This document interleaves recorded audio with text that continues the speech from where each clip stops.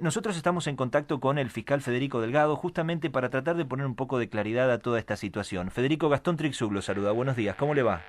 Buenos días, ¿cómo están? Gracias por llamarme, Gastón. No, por favor, gracias a usted por disponer de unos minutos para Radio Brisas y bueno, para abordar un tema tan sensible. Entiendo que estará compartiendo un poco con toda la población, independientemente sea de algún sector más o menos afectado, todo esto que está pasando, ¿no? Sí, tremendo. La verdad que, bueno, hay un pánico social derivado de la explosión en los medios del tema de las libertades derivadas de la pandemia, pero bueno, a mí me parece que hay dos o tres cosas para decir. La primera es bastante obvia, me parece que el COVID-19 es como un fantasma que recorre el mundo y va quitando cortinas, ¿no? Velos, cortinas. Y en cada país los ciudadanos pueden, sobre todo los más distraídos, pueden ver las verdaderas, cómo está realmente institucionalmente ese lugar. Bueno, en el caso nuestro, mucha gente repentinamente pudo ver lo que son nuestras cárceles, ¿no? Lugares donde hay gente que cometió delitos, que está siendo juzgada, pero que obviamente sigue siendo personas. La Constitución protege a los que cometen delitos. De hecho, la Constitución nos obliga a enjuiciarlos y dice que las prisiones tienen que ser sanas y limpias para seguridad de los reos y que nadie puede puede sufrir más de lo que una pena indica. Pero nuestras cárceles son depósitos de personas en malas condiciones sanitarias, hacinadas, lo que más o menos sabemos todos, ¿no? Lugares de violencia y, como dicen en la calle, de la cárcel la gente sale peor de lo que entra.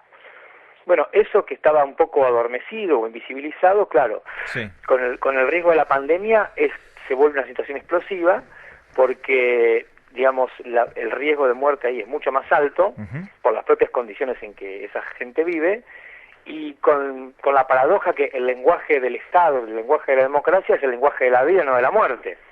Por lo tanto, ahí se produce una situación caótica que la verdad que el sistema judicial tampoco se hacía mucho cargo, porque como los presos nadie habla, estaban ahí eran como una cosa. Ujú. Me parece que entonces ahí se empieza a improvisar, sin una política criminal clara, se empiezan a establecer criterios de libertades en principio de las personas que tenían problemas de enfermedad, los delitos más leves. En el medio, evidentemente, ha habido alguna picardía y salió quien no tenía que salir. Hemos visto casos de violadores que volvieron al barrio y sus Claro. víctimas estaban a algunas cuadras, de homicidas. Siempre alguna cosa extraña sucede. Pero me parece que yo diría que para redondear a Ujú. donde quiero llegar es que, bueno, nos hemos topado con un problema que era invisible y que ahora es visible y que tenemos que resolverlo en términos prácticos y después pensar cómo queremos seguir castigando a las personas, o sea, primero ahora resolver esto y después pensar para adelante. Y en segundo lugar, que me parece que una vez más la justicia comete un error muy grande, que es no explicar caso por caso por qué está liberando, a quién está liberando, en qué condiciones está liberando, con qué cláusulas está liberando o haciendo, mejor dicho, que cumple la prisión preventiva en su domicilio, porque si no hablan los jueces, que son los que toman las decisiones y se limitan a escribirlas y no a explicarlas, bueno, se producen estos teléfonos descompuestos donde cualquiera dice cualquier cosa e incluso algunas personas quieren sacar rédito político, se juega con el miedo de la gente y sobre todo también con el dolor de las víctimas, ¿no? Porque muchas personas que son víctimas de los delitos tienen derecho a ser escuchadas y dicen que no ser escuchadas. Así que yo creo que lo que hay que hacer es, lo que tiene que hacer la justicia como institución, es explicar concretamente qué está haciendo. Además de eso tiene que ser muy meticulosa con respecto al criterio que van a usar para mandar a alguna persona a su hogar, y los jueces que cometieron errores o que se portaron mal tienen que ser enjuiciados y hacerse responsables de lo que hicieron. Pero parece que lo que hay que hacer es explicar, porque si no vamos a seguir en este diálogo de sordos donde la verdad que uno puede escuchar cosas muy razonables y puede escuchar verdaderos disparates, pero me parece que eso es parte del juego de la libertad, cualquiera puede decir lo que quiere, en tanto sea responsable, pero hay un espacio que la institución judicial deja vacía y que es justamente explicar cuál es su trabajo. Claro, estaba repasando en las últimas horas, sin ir más lejos, si bien fue un bombardeo toda la semana, pero por ejemplo, dos o tres datos puntuales como para entender también lo que le genera a aquel que no es un profesional del ámbito del derecho. En principio preguntarle, ¿estas decisiones en esta ida y vuelta que hace la oposición con el oficialismo, hablando de que es una línea que se baja de gobierno, el presidente saliendo a decir nosotros no accionamos en este sentido, lo que hace depende de la justicia. ¿Son decisiones que se ajustan a derecho? Porque también entra en juego esto que seguramente ha tenido que responder muchas veces, donde se habla de una justicia que suele ser funcional al poder de turno también, ¿no? Entonces, en esta ecuación, ¿qué es lo que podemos sacar en concreto? A mí me parece que, en principio, lo que hay que tener en claro es que es una situación grave de emergencia y que a mí, digamos, como primera aproximación, no conozco los detalles de los casos concretos, Claro. o sea, sería una locura que hable de eso, pero me parece que la decisión que tienen que tomar los jueces sobre la marcha... Hola. Sí, sí. Sí, sobre la marcha y a las apuradas, tiene que ver con tratar de descomprimir la situación carcelaria. Si el criterio fue las personas que son más vulnerables, que se están por morir, que tienen problemas pulmonares, que tienen cáncer, o que tienen algún tipo de patología que los hace más vulnerables a la enfermedad, y a eso los mandan a la casa, me parece que eso es correcto. Ahora, después me parece que también ocurrieron algunos disparates, ¿no?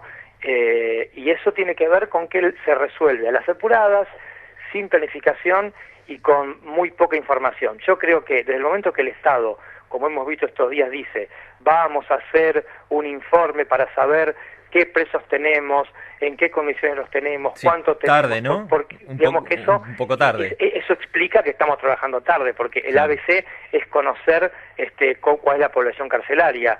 Y además el deber de todos los jueces, porque lo dice la Constitución, es custodiar la vida de los presos. Cada magistrado es responsable de la persona que encarcela. Entonces me parece que ahí también se mezcla, además de la emergencia, el miedo, el pánico a evitar la muerte. Y todo ese caos de pequeñas circunstancias que además no son explicadas, generan un fenómeno donde todo el mundo se pasa la pelota sin más allá del anclaje que esos discursos tengan con la realidad. Y lo que se hace es prestar la confusión, es hacer que la gente tenga terror, y que todo el mundo piense que se va a levantar, va a salir de su casa en la cuarentena a comprar pan o verduras y se va a topar con un homicida en la esquina de la casa. Me parece que es una mezcla de irresponsabilidad, de pánico y de la propia emergencia que nos está mostrando cosas que estaban adormecidas. De hecho, nos hemos dado cuenta que los colectivos y los subterráneos, que generalmente están mugrientos en la ciudad de Buenos Aires, de golpe están limpios, se pueden desinfectar, se puede entrar a un lugar y sentarse sin tener miedo a ensuciarse. Digamos, me parece que nos está obligando a cambiar hábitos y a demostrarnos que había cosas que estaban mal, pero las habíamos naturalizado. Sin duda, sin duda. Estaba repasando, le decía, algunos títulos tomados en las últimas horas de publicaciones, por ejemplo, en este caso en Infobae, una jueza de Quilmes aseguró que ya liberaron a 176 violadores con la excusa del coronavirus. Además, reveló que en apenas 24 horas se concedieron más excarcelaciones que en todo 2018. De ahí te vas a La Nación y te encontrás, por ejemplo, con si no hay justicia, tendremos que salir a cazar gente. Esto es una declaración textual, la amenaza del padre de un chico bahiense de 9 años que fue abusado a los 7 por un catequista y policía, un tal Luis Andersen, que fue beneficiado con esta cuestión. Y volvés a Infobae y te encontrás, por ejemplo, la decisión es justa y tengo la conciencia tranquila. Esto lo dice el juez que benefició con domiciliaria a un hombre que violó a su nieta. Se llama Richard Trincheri, es integrante de un tribunal de impugnación de Neuquén. Dijo que tomó esta decisión para preservar el sistema sanitario de Junín de los Andes y la salud de toda la comunidad. Mientras tanto, el agresor sexual ni siquiera tiene pulsera electrónica. O sea que se dan casos puntuales en los cuales no hacen más que alimentar esta situación que estamos atravesando y que pone a las víctimas, a los familiares de las víctimas en el peor lugar, porque hasta incluso, corríjame si me equivoco, Federico, pero la persona que es beneficiada con arresto domiciliario, el juez que toma esta determinación, hasta incluso están mucho mejor parados que la víctima o el familiar de la víctima. Esto es una cuestión lógica. Sí, y a mí lo que más me preocupa es que son todos pequeños incentivos para que las personas se alejen del camino de la ley. Y la verdad que el camino de la ley es el único que al menos mitiga las brutales desigualdades que existen en el mundo. Digamos, si la ley es la única barrera que tenemos para el que es más fuerte, el que tiene más plata o el que tiene más poder quiera aplastar al que es más débil. Y todas estas discusiones, que en definitiva son discusiones que me parece que en el fondo lo que falta es franqueza. Hace falta un compromiso de verdad con el espacio público y mucha franqueza, contribuyen a que la gente se aleje del camino de la ley. A mí me parece que es un momento de mucha crisis, de una emergencia muy grande, donde la verdad hay que decir sin tapujos las cosas tal como son. Y a mi humilde opinión es que la institución judicial en su conjunto, las provinciales, las federales, deberían haber comunicado, aún están a tiempo me parece, a la sociedad cuál es la situación existente, concretamente qué decisiones se van a tomar, y en ese camino escuchar a las víctimas, porque además hay una ley que nos obliga a escuchar a las víctimas, no es una prerrogativa que tiene un juez, sino que tiene la obligación de escuchar a las víctimas y explicar fundamentalmente por qué se hacen las cosas y reconocer sin temor que la verdad en las cárceles hay un riesgo muy grande de muerte y que el Estado tiene que balancear, que no haya impunidad, pero también tiene que preservar la vida de los detenidos. Yo creo que siempre uno, si empieza por el primer paso de reconocer las cosas, de decir la verdad, se ahorra, aunque tenga un mal trago inicialmente, se ahorra un montón de problemas y además construye confianza con los ciudadanos, que es lo que la justicia en particular necesita, construir puentes de confianza con los ciudadanos.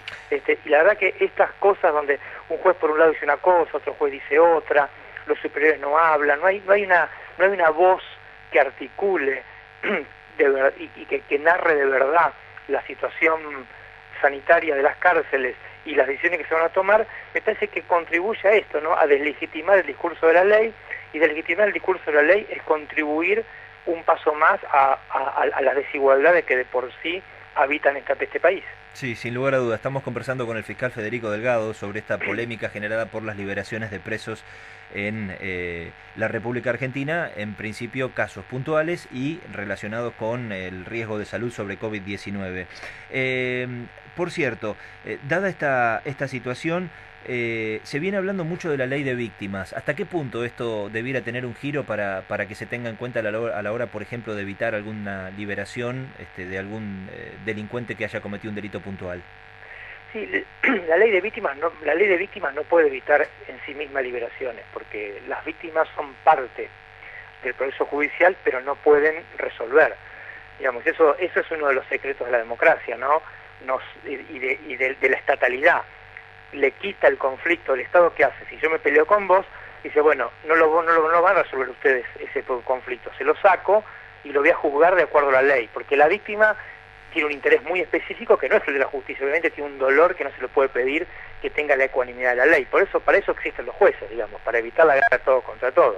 Lo que hay que hacer a las víctimas es escucharla. Hay una ley que obliga a que los jueces, antes de imponer una libertad, la escuchen. ¿Por qué? Porque la ley piensa, primero, que la víctima lo puede convencer al juez de alguna cosa que él no ve, y además es una forma de reconocerla, y que si el juez va a tomarle una decisión que no va a ser grata para la víctima, el juez, como representante del Estado, le explique que va a tomar esa decisión por X razones, y el secreto es que la víctima la acepte, aunque no le guste, la acepte. Ahora, si hay libertades que se cumplieron las apuradas, que se hicieron las apuradas, si hay prisiones domiciliarias que se dictaron sin los requisitos que establece la ley, obviamente los magistrados que hicieron eso están en falta, y seguramente de acuerdo con la arquitectura institucional, el Consejo de la Magistratura provincial o federal que corresponda tendrá que tomar cartas en el asunto y evaluar cómo se comportó ese magistrado, y si se comportó mal, sancionarlo. Pero siempre me parece que lo que hay que tratar de hacer es ser muy responsables y preservar los caminos de la legalidad. Sin lugar a dudas. A veces mencionamos, como en este caso, en esta charla, los casos más resonantes, los más polémicos, pero por ejemplo hoy es noticia aquí en Mar del Plata. Estoy leyendo algunas publicaciones del colega del diario La Capital, Fernando del Río, donde se da cuenta que la Sala 1 de la Cámara de Apelaciones anuló el fallo de un juez de primera instancia que le había concedido el arresto domiciliario, en este caso a un abusador de 74 años, sin que se le diera notificación previa a la víctima. Es una resolución que lo que hizo fue atender el recurso de apelación de la Fiscalía General, que unos días antes se había opuesto a este dictamen del juez, en este caso Jorge Peralta, del Tribunal Oral y Criminal número 4, por la gravedad de los hechos imputados y la pena en expectativa, pero principalmente porque no había sido la víctima, en este caso, notificada previamente de la concesión de este beneficio, ni protegiendo su interés, en este caso, ni con un monitoreo electrónico, que ese es otro de los temas que está en puerta. O sea que esto sería lo correcto, ¿no?, esta situación. Claro, ahí es un claro ejemplo de cómo de que el sistema está funcionando en ese caso concreto, ¿no? Un juez pone un arresto domiciliario, me imagino, sin seguir el camino que la ley establece, y el superior, que es la Cámara de Apelaciones, automáticamente, evidentemente en un tiempo breve, debe ser de ahora, de estos días, lo resuelve y lo modifica. Y seguramente esa persona tendrá que volver a prisión. Eso es un ejemplo del camino de la ley, ¿no? Ese es un ejemplo de que el sistema en ese caso funcionó, porque la Cámara corrigió lo que hizo el juez, que evidentemente no escuchó a las víctimas antes de disponer ese arresto. Pero bueno, claro, me parece, por eso yo decía que también en las situaciones de emergencia se mezclan un montón de cosas y se toman decisiones apuradas y bueno, evidentemente hay resortes para corregirlo.